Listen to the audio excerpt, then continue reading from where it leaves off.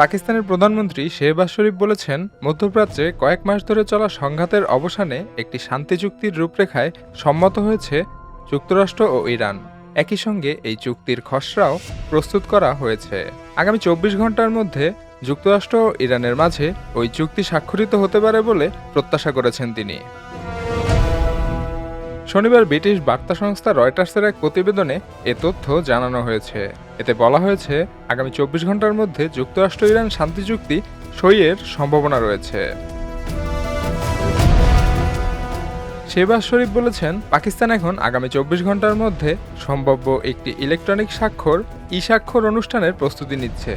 এরপর আগামী সপ্তাহে কারিগরি পর্যায়ের আলোচনা অনুষ্ঠিত হবে। আমরা একটি শান্তি চুক্তির ইতিহাসের সবচেয়ে কাছাকাছি অবস্থানে রয়েছি।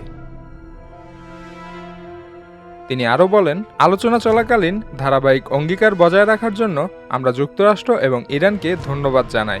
সেই সঙ্গে আমাদের পাশে থাকার জন্য এই অঞ্চলের ভাইদের প্রতি আমরা আন্তরিকভাবে কৃতজ্ঞতা প্রকাশ করছি।